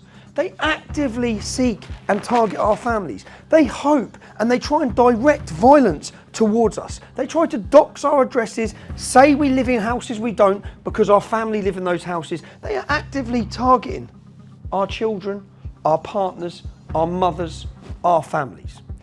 I'm not going to do that to his wife. Luckily, his wife seemed like a very nice lady and she saw the total wrong in what her partner was doing. Because within just hours of the lady who he falsely accused was my home approaching his wife, this happened. Hello, Colette. What's the matter? They have deleted the pictures of your house. Wow. They're gone. So that worked then? Yeah, they're gone. So it was the best, because you see, if I'd have turned up at their house, it would have gone a totally different way. Oh, that's such good news, mate. At least it's worked. Yeah. So, you happy? Brilliant. Well, Oh, that's good, mate. I hope now, I want to try and search the internet and see if there's anyone else that archived it and saved the pictures or the location, but the main point, of course, was obviously from them and they've erased it, so. Fantastic. All right. That's a good job. Excellent, honey. Cool. Good, mate. All right, hope you're all All right, right. darling. All Speak to you right, later. okay, bye-bye. Bye. Timing is important and you have to understand what's happened in a 1 week period. Men have turned up looking for me. I'm receiving phone call after phone call, death threats every day. Yeah? They've turned up at another lady's house, which you've heard, 4 of them looking for me again. I receive a threats, which has all been made online, so these guys have watched all of this. My family receive threats that people are going to kidnap and rape my daughters, they're going to drug them from school. What does this organisation do? That week, after hearing all of that, they give my address. Someone is hired to visit the family home where my ex-wife and children are in alone at 11 p.m. to shine a torch through their door. That's what they do that week. Listen to this. She's told you before, don't come to her fucking house. I didn't go to that house. You've been to her house before? Not that house. I've Not never. her house? I have never been to that house. But you've been to her house? Yeah, again. And you know that's her I went to a house where they told me. Who's they? Right. Let me firstly look. Let me give you this. I promise you, I'm totally on the level. Well, on the level? Yeah. How are you going to feel when I come to your house at 11 o'clock at night? How's that feel? I promise you. Have you got kids in your house? No, Have you got kids in your house? They've grown up and gone. Is it alright for me to turn up at your house at 11 o'clock at night? No, it would and be. start taking pictures of your house? It would be. I appreciate. So what are you that. taking Look, pictures of my fucking kid's house because for? Right. What they told me, yeah, the instruction was that's me. It's Mendes Legal Service. I'm a process serving company. Fallowfield Stevenage. Yeah, that's just the office. Right. What they said to me was I had to bring the papers out here to you. It's very important you got them. Yeah. I'm just a delivery boy. Yeah. They said if he's not there, leave him there. But if you leave, you see, what I'm meant to do with papers, I'm meant to make sure you get them to say, here you go, these are for you. Yeah? This is who you are, yeah? I'm Mark, yeah. You're Mark DaCosta. Yeah, I'm Mark DaCosta. But if I can't get them to you, just to show that they were, I'll take a picture. You see, I took a picture of the papers. No, you didn't. No, you didn't. You took a picture of my children's home. No, if I could find my phone, I could show it to you. I've lost my bloody phone. I can show you. I just put the paper on the floor. I took a picture of it. That's all. That's what I have to do. I'm nothing to do with any of it. Who are you delivering for? Who's giving you this address? I've moved because you come to my last house. I told you he does not live with me. So leave me and my children alone. Right. Are you happy to talk in front of... Who's this from? These are solicitors. Brought the papers. I'm nothing to do with this solicitors. So who you work for? I work for myself. I'm a processor. Basically, I'm a pro. You can use me if you've got someone you want to. Who sent you here? That's simple. Right, they did. The solicitors. Which solicitors? It's on the paperwork. I don't know. Right, but basically, they give me all the information. I'm not the postman, bringing a British Gas bill. I don't know what it's about. I don't know how British Gas got your address. They just say, Mark... It's not my address. No, exactly, anything. But I'm just given that address. That's all I'm given, I promise you. I don't know why, when, who, and my job is to just make sure they get there. So you think it's normal come... No, I don't. So did they tell you to come at 11 o'clock at night? Yes. I've been out working all evening, and I said, I can't go, it's late. It's like, I would normally never go after about 9 o'clock. Yeah, but they said, no, you've got to go now. I've been up since 3 o'clock this morning. So they've told you to come. They've told me to come. Just come here now and get them to you. To my children's house. And they said if you weren't in, because I think you said he's not in. That's fine. Doesn't live there. No, that's right. Yeah, leave him there. Listen. Don't get me wrong. I think it's stupid too. I think it's really ridiculous. Do you normally get told to go to house at 11 o'clock at night? Very rarely. I'll give you that. We had so much more. This hasn't been put together and finished the way I would have wanted it finished as a documentary for you, as professional as it should, because we've rushed it. Why have I had to rush it? Listen to this. Hope Not Hate is under attack. As you will probably know, at the beginning of this year, we helped facilitate the takeover of the investigation into Tommy Robinson's alleged bankruptcy. Last year, Tommy Robinson declared himself bankrupt in order to avoid paying hundreds of thousands of pounds in court fees and damages from a libel case that he lost against a Syrian refugee. As a consequence of our investigation, and as a consequence of our repeated exposés of his assets, he and his associates have gone on the attack against us. They have been watching our houses. They have been confronting us and family members out in the streets.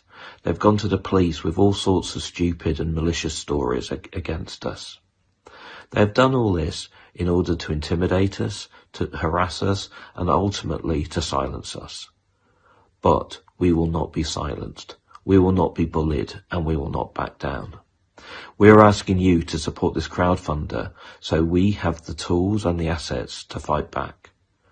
We need to increase security in our houses. We need to employ lawyers to take on Tommy Robinson and Paul Golding and their lies. And we need more money to carry on our investigations. We are all in on this now. We will not back down, and we will expose their wrongdoing.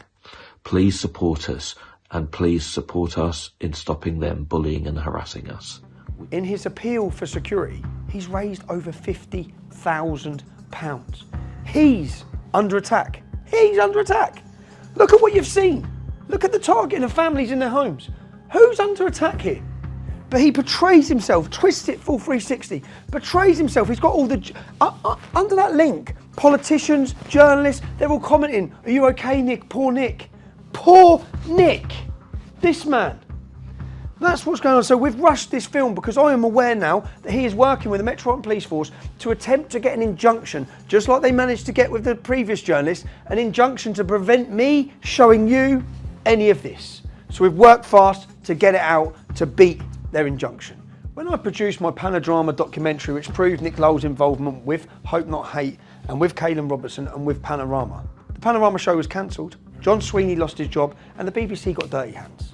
Since then, Nick Lowell continues to work with filmmakers, documentary makers and journalists, but he steps away. It's not in-house. So the BBC dispatches, they outsource it to independent film companies that then work with Nick Lowell. That's to prevent them getting the dirty hands that they got last time. But the ploy and the plots, they continue.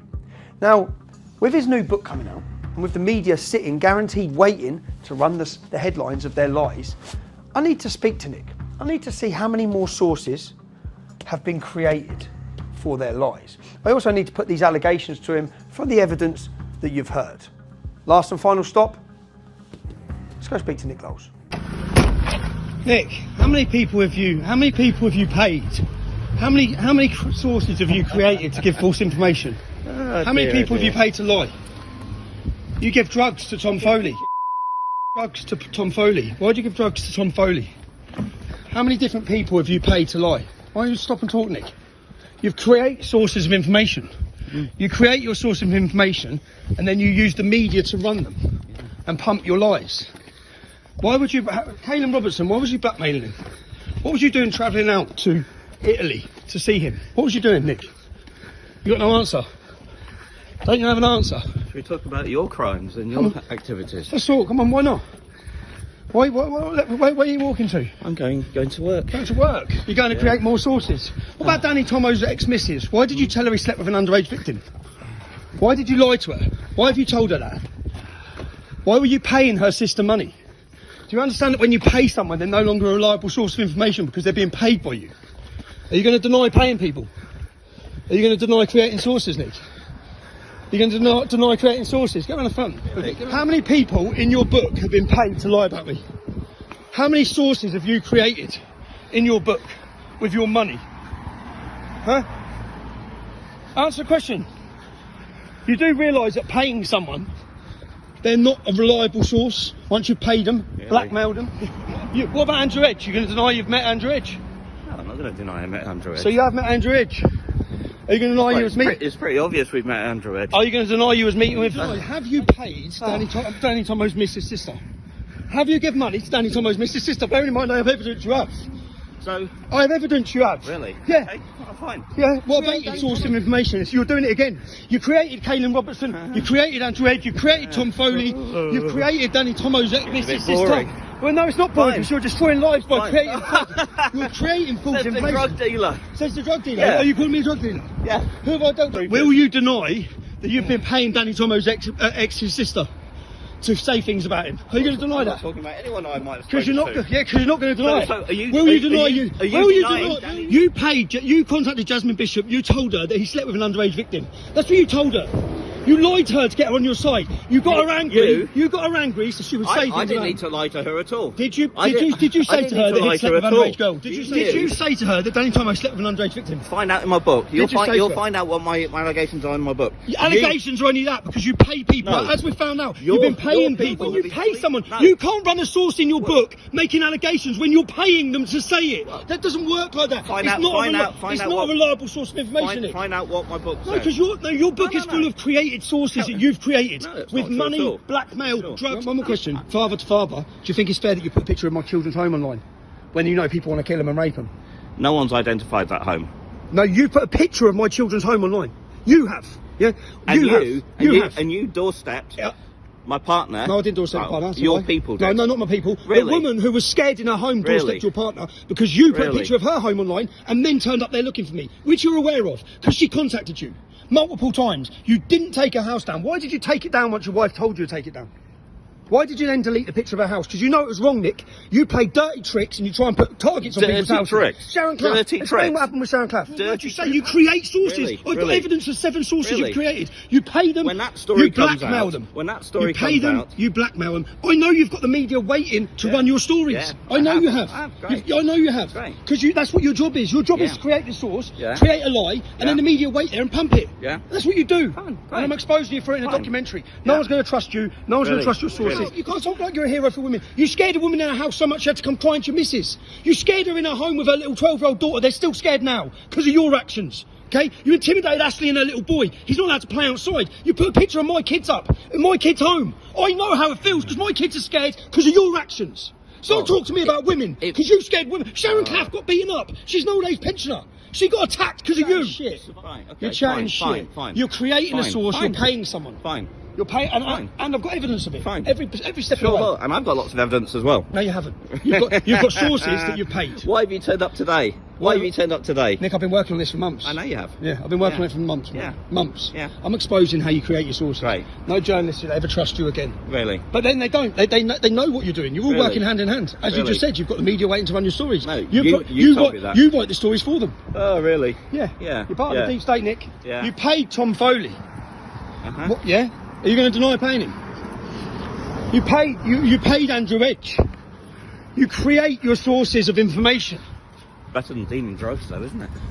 Now, I've cut 30 minutes down, but I want you to be able to listen to his answer to each of the allegations. So listen to this. I know you've got the media waiting to run your stories. Yeah, I know you have. I know you have. Because that's what your job is. Your job is to create the source, create a lie, and then the media wait there and pump it. Yeah. That's what you contacted Jasmine Bishop, you told her that he slept with an underage victim. That's what you told her. You lied to her to get her on your side. You got her angry. You got her angry so she would say things. I didn't need to lie to her at all. Did you say to her that he slept with an underage girl? Did you say to her? Will you deny that you've been paying Danny Tomo's ex's sister to say things about him? Are you going to deny that? I'm not talking about anyone I might have Because you're not going to deny so it. are you, Will you deny you? Will you denying? deny? What about Andrew Edge? You're going to deny you've met Andrew Edge? No, I'm not going to deny I met Andrew Edge. So you have met Andrew Edge? Are you going to deny you was me? It's pretty obvious we've met Andrew Edge. Are you going to? You paid Tom Foley. What, yeah? Are you going to deny paying him? You paid Andrew Edge. You create your sources of information. Better than dealing drugs, though, isn't it? This is no longer about accusations from Tommy Robinson. It's no longer about the covert recordings, whether it be of Tom Foley, Andrew Edge, or whoever else you've heard from. We now have it from the horse's mouth. I want you to listen one more time and get the confirmation, because he admits it all. He confirms it. Listen one more time. You paid Tom Foley. What, yeah? Are you going to deny paying him? You paid Andrew Edge. You create your sources of information. Better than dealing drugs, though, isn't it? A drug dealer? Really? Come on. Even you people that don't like me. I've been accused of lots of things before, but Nick, a drug dealer? A racist hasn't worked, extremist hasn't worked, Islamophobe hasn't worked. I know, I'm that desperate, I'm getting questioned, I'm getting exposed. You're a drug dealer! He does not care. He's that comfortable with what he's been doing. Yeah, so? Yeah, I did. It's not as bad as drug dealing. What? He's admitted and accepted the criminality he's been involved in. Now, what we're looking at is women scared in their homes, to the politicians, to people watching this, trade unionists, politicians, journalists, the actual journalists who care about journalism. I'm presenting this to you. I haven't presented anything that's not backed up with evidence. Now, I know I'm not perfect. I know I have a past and I have a history. I'm also aware that I'm not the moral example for everyone to follow. I've had my flaws. But this documentary has been put together to expose to you, if you care about democracy, if you care about free speech, criminal organisations like this must be stopped. Journalists sit waiting hand in hand with these guys. These guys create their sources. You are lying to the British public. The next time you watch a documentary, whether it be Panorama, Dispatches, the next time you read a newspaper and it involves these guys, you know you can question everything because you know you're being fooled and you're being lied to. We've had a mole on the inside of Hope Not Hate for over 12 months. Someone that's worked with them for nearly a decade, feeding us back information about their wrongdoings, about how they conduct their so-called investigation. Yeah, but they all do that. I mean, they're all quite, like, you know, I mean, I've been into this guy for about 10 years. Yeah. 10 years, Tommy, and you know, sometimes, like, you know, I mean, I'm in regular contact. He's what he's really, like I say, what he wants to do is, you know, I mean, he wants to just cripple you, like, financially, forever, so you can't do anything. Just to prove to you all the legitimacy of our mole, Nick Lowles released his first ever image of the front cover of his new book called Tommy, coming soon on the 10th of the 7th, 2022. More than a week before that, here's an image of the front cover of his book on my phone on the 30th of the 6th, 2022, which I received from his mole, Rob. but it didn't. And then I've just spoken to him today, not today, yesterday, and that's when he sent me that picture, and he said to me, "Don't put it out."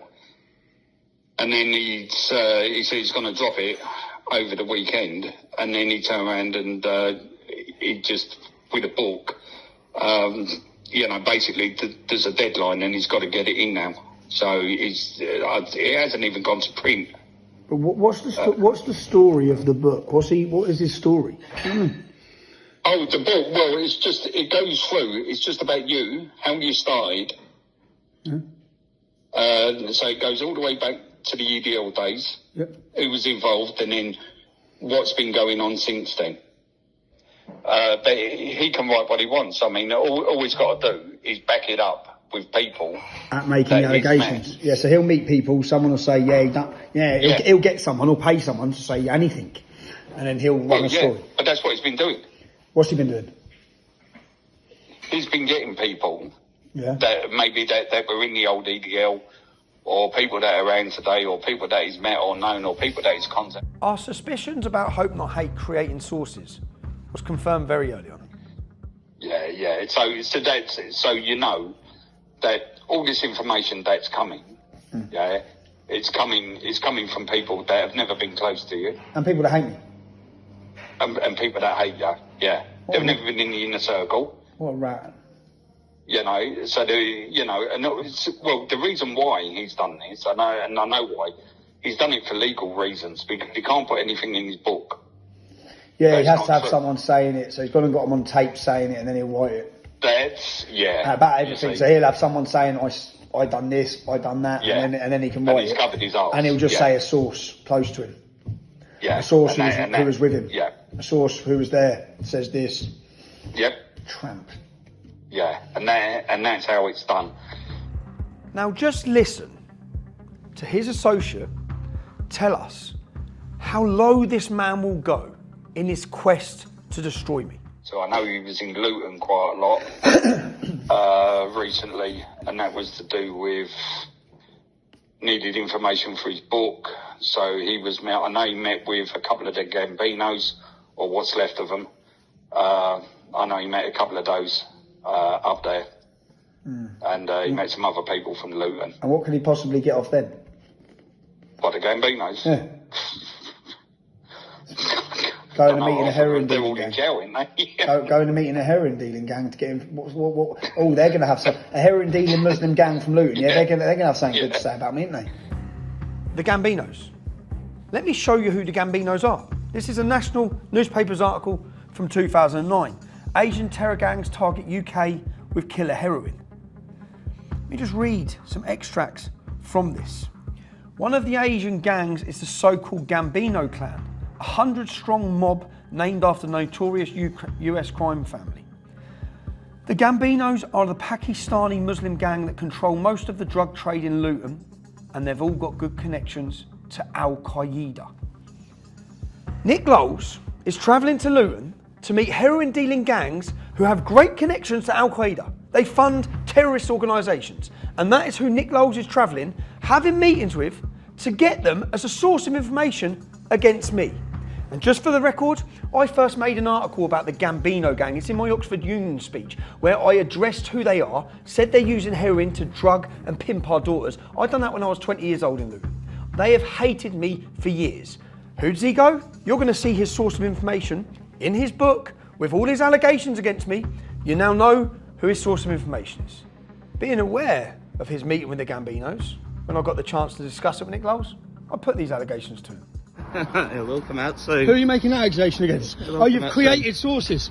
I've heard you were in paying the Gambinos in Luton. Have I? I've heard you've met and paid Pakistani gangs in Luton. Really? Yes. Really? Creating more sources of information, Nick. Creating more sources of information. Yeah. But you create the source. You create the source. I look forward to it. You create your source. So you'll have a source that you've paid, you've gone in, because I know you've been meeting Pakistani gangs in Luton. Really? You'll be paying them, say this, say this, say this. I've got the evidence of it. Right. I've got the evidence of members of your team telling me that. Who? Members of your team tell me Really? that. I had the front cover of your book weeks ago, you clown. Yeah. You clown. Right? I had the front cover of your book. I had the fact you were meeting Gambinos. I've got the screenshots and messages of it. Gambinos are a heroin dealing gang in Luton. And you know all about them. And you've gone and approached them. And you know You've gone and all paid about them. You know. I grew up in Luton. I've challenged them for years. Yeah. Your 2004 leaflet names them. Yeah. It names them as heroin dealer. Yeah. And you've gone and met them and paid them to say things about me. So You're a scumbag. Have you ever sold cocaine? No, I haven't. No. Really? No. Okay. I haven't.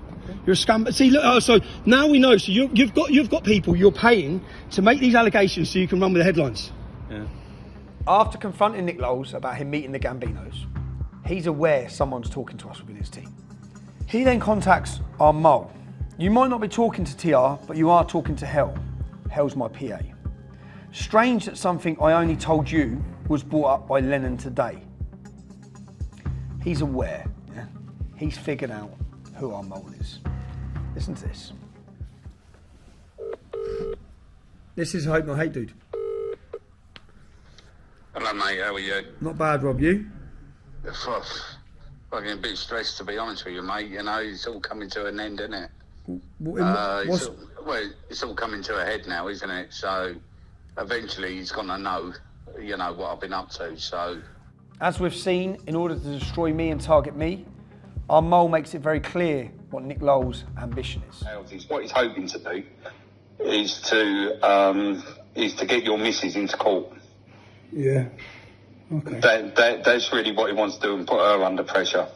How does he think to answer the questions? How does he think he's? As you've seen, not content with sitting down with heroin gangs, or paying people, or bribing people, or sexual assaults, he wants to target the mother of my children, my ex-wife. When I approached Nick Lowles outside his house, it became very apparent that one of their main targets is Daniel Thomas. Daniel Thomas is an ex-colleague of mine. But to destroy him is to discredit me, which became very apparent after talking to Nick Lowles. Danny Tomo's Mrs. sister. Have you given money to Danny Tomo's Mrs. sister? Bearing in mind I have evidence you have. So I have evidence you have. Really? Yeah. Okay, fine. Yeah. What about Danny Tomo's you Mrs.? show your evidence, and I'll show what my about evidence. Danny Tomo's Mrs.? What? The one who was beaten up by Danny Tomo. A lot of the allegations about Danny Tomo were about him and his ex-partner. But the allegations didn't seem to have been coming from his ex-partner. They seem to be coming from other sources that no doubt Nick Lowles has created.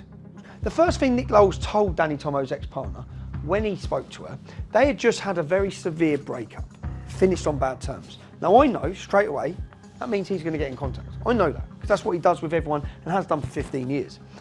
But the first thing he tells her is that Danny Tomo has been sleeping with an underage victim of sexual exploitation. A total fabricated lie. The intention to anger his ex-partner, to get her on side, then out comes the money. We find out that he's been paying her sister, who doesn't have a very good relationship with Danny Tomo either. He's been paying her. Carry on, talk. Okay. So you're willing to accept, yeah? So you're telling me you got paid by this journalist to talk shit for 20 minutes? How much did he pay you, Kane? How much did he pay you, Kane? How much did he pay you? I don't have to confirm nothing to you. I know how much he paid you. Jazz told me 300 quid and she got half. Yeah? Is that right? Is that all? All right, that's what Jazz got, yeah. When Jasmine was made aware of the allegations being made by Nick, or one of his new created sources, she attempted to call Nick over 25 times, but he refused to answer, probably hiding under his bed, awaiting the release of this documentary. Here was her voice recording, which she left for him.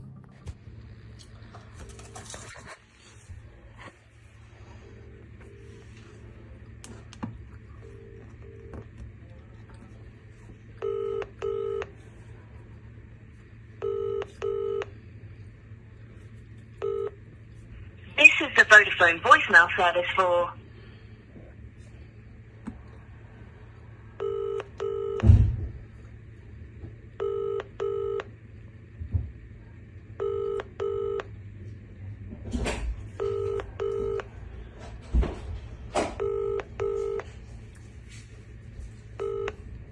This is the Vodafone... Nick, I've tried to call you now multiple times and you are not answering my phone call. I know why, because you don't hear what I've got to say. Firstly, let me just get this straight in case you do not understand. Danny has never put me in hospital. Danny has never beaten me up. The pictures that you have seen have got nothing to do with Danny at all. Secondly, you've paid my little sister, who hates Danny more than anything in the world, to talk shit about Danny.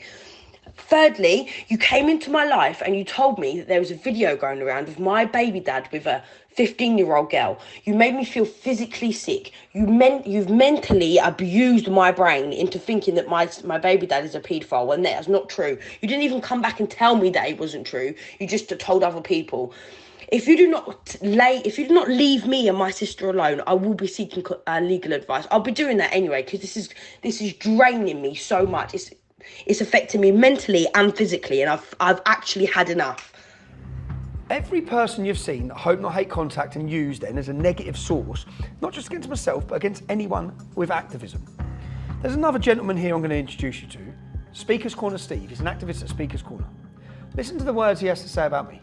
This man. And I have no shame in saying I agree with every word Tommy Robinson has ever said. And I have no shame. I have no shame on that. Tommy Robinson has bigger balls than all of you put together. That's right. Absolutely. Now, over the last 3 to 4 months, there's been a lot of negative comments coming out of Steve, which has surprised me totally.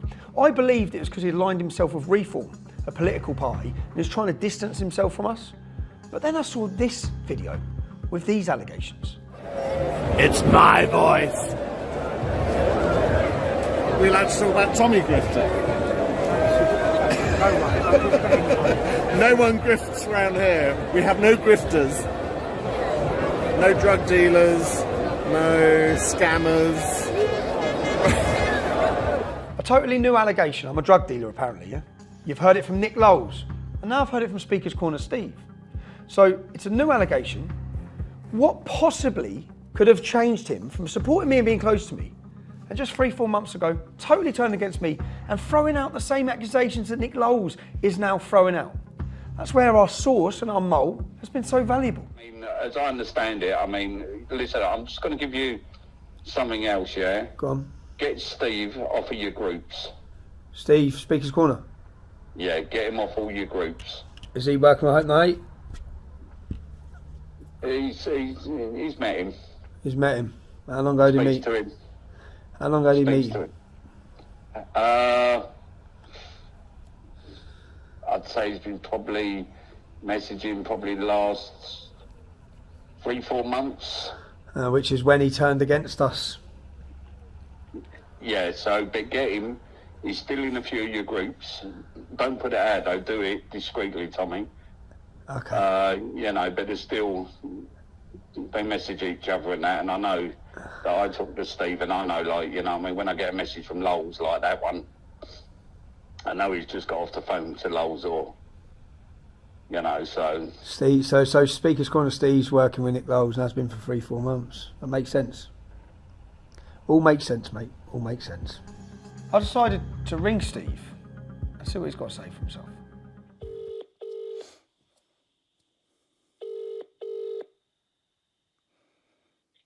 Hello. Hi Steve, it's Tommy Robinson. Hello there. Steve, I have evidence that you've been in regular contact with Nick Lowles from Hope Not Hate. Do you? How would you have that? I have it, mate. So when was the first time you started getting in contact with him, Steve? Why? Why? Why? Just want to see what your relationship is with him and how long it's been going on. Why is that? Well, because you've totally gone on an attack and totally changed, and it seems to be, from the timing I've been given, since you become a regular contact with Nick Lowles.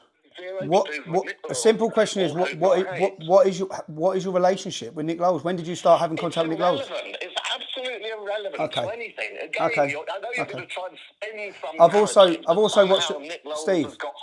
I've also watched a video of you making allegations that I'm a drug dealer. Have you not ever been? No. So where have you? Why would you be throwing that out? That I'm a drug dealer. Multiple sources. It's a common statement. Multiple sources. You must be aware of that. So no, only you and Nick Lowles. So that's what I'm wondering. Where's the source? What's your multiple sources that I'm a drug dealer? Multiple people have told me. Okay. It's the common rumour out on the street. Coming from? Multiple people. Such as? Multiple sources. I'm gobsmacked that you're not aware of it yourself. Such as? So what you're saying is, I've watched you make the accusation. You've said I'm a drug dealer.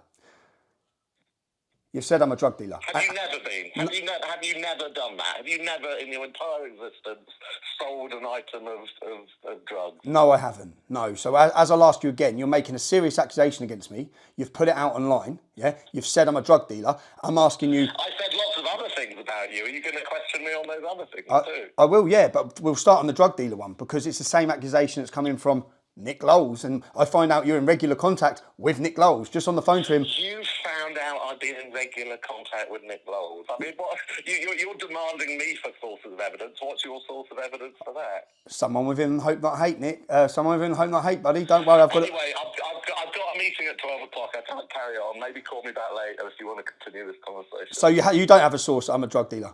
You're just putting it out there. You're just putting it out there. The same thing that Nick Lowles is putting out there, and you're meeting with him. Obviously, I've included the recordings, the covert recordings of me talking with my source over many months, yeah, within Hope Not Hate, my mole. But the reason I've done that is because he's been outed. They know he's been in cooperation with me. Yeah? This is the last message Nick Lowles sent to him just yesterday, once Nick Lowles knows he's been outed. And he began crying. Don't you fucking dare tell me to step back and not make it personal. It is fucking personal. And I'm going after Tommy and everyone who stands with him. And then he says he's lost the plot. He sounds like an emotional wreck. So Nick's been outed. He knows what's coming. And these are more threats, because what does this mean? This means he's going to work with the British state, he's going to work with the establishment, probably work with the police. They're going to attempt to destroy us even further than they already have, with their lies, manipulation, their criminal behaviour. Now let's just look again and ask ourselves a question. There's a list of people who have been close to myself, close to other activists at different times, very close, and then full 360 turned, gone on the attack. What have Caelan Robertson, Jim Dawson, Jada Franson, Andrew Edge, Tom Foley, Steve from Speaker's Corner. What has every one of these people got in common? Hope, not hate. But more worryingly, who else are they targeting? Who else is working with them? You'll see, because you'll see the people coming out against us or slandering us. Now, a particularly nasty speciality of Hope Not Hate is the targeting of women, and vulnerable women at that. Listen to another last recording from our mole within Hope Not Hate. That's why most people, people fall out of me, and then they just then he recruits them and they tell him what he wants to hear. Yeah, the same thing what happened with Lucy Brown. I mean, what happened with Lucy Brown, as soon as all that shit happened with Lucy Brown, is that they approached her because they knew she was vulnerable. Hope Not Hate did, yeah. Okay. Yeah, and it's because she was like she is. At that time, Lucy was vulnerable, which is when they strike. I'm not making the allegations Lucy's done anything wrong. Hope Not Hate have tried to coerce her at a vulnerable time in her life, just as they have Danny Tomo's ex-missus as well. They had a relationship breakdown, a severe breakup, and in-step Hope Not Hate. They also targeted Danny Tomo's ex-missus' sister. All three of these women at that time were vulnerable. But let's look at the other women that they've targeted in their home. Whether it be the female whose property they put up with, who lives with her 12-year-old daughter, who was terrified in her home after the targeting, or it be Sharon Claff, an old grandmother who was violently beaten and attacked because of their lies, or Ashley and her children now scared in their home, having to fortify it. Even the mother of my children, my ex-wife, who they've targeted her property, purposely doing it time and time again, or even my mother and father, who are old age pensioners who should be able to enjoy peace in their home. Their target every time is to target vulnerable people and families. As we end this documentary, Hope Not Hate are currently under criminal investigation by 3 separate police forces, including Greater Manchester Police. To the publishers of Nick Lowles' book that he's bringing out, and to the documentaries that are currently working with him, how many sources do you think he's used in these publications where the media are waiting to run the stories that he's blackmailed, sexually assaulted, given drugs to, paid £20,000? How many of them have been intimidated, paid or coerced? Question everything. To Hope Not Hate. This isn't the end. Our expose will continue.